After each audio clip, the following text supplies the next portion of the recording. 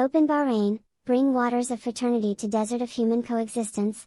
After a courtesy visit to the King of Bahrain in the Sakir Royal Palace, Pope Francis addresses authorities, members of civil society, and the diplomatic corps, and reflects on the Tree of Life, an outstanding emblem of vitality in the country. Pope Francis described Bahrain as a degrees place of encounter between different peoples, a land where ancient and modern converge, tradition and progress mix, and above all, people from different backgrounds create a distinctive mosaic of life. Image of the Tree of Life. In the first public encounter of his apostolic journey to Bahrain, the Pope dwelt on the image of the Tree of Life, an emblem of vitality in the country. The majestic acacia has survived in a desert area with very little rainfall thanks to its deep roots. Bahrain's roots, with over 4,500 years of history, shine forth in its ethnic and cultural diversity, and in the peaceful coexistence and the traditional hospitality of its people.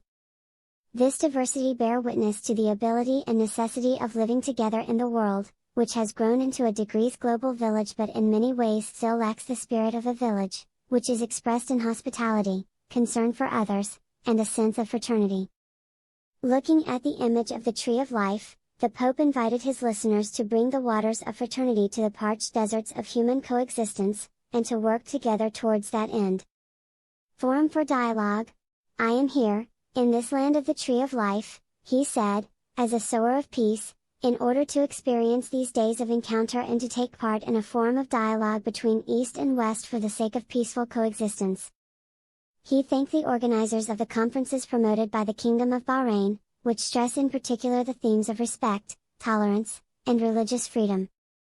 These themes, he continued, enshrined in Bahrain's constitution, are commitments that need constantly to be put into practice, so that religious freedom will be complete and not limited to freedom of worship, that equal dignity and equal opportunities will be concretely recognized for each group and for every individual, that no forms of discrimination exist and that fundamental human rights are not violated but promoted.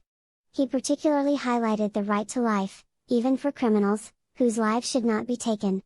The Pope then lamented the increase in lethal actions and threats, as well as the monstrous and senseless reality of war, which everywhere sows destruction and crushes hope.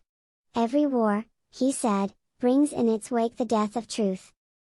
In particular, the Pope said his thoughts turned to the forgotten war in Yemen, that, like every war, issues not in victory, but only in bitter defeat for everyone.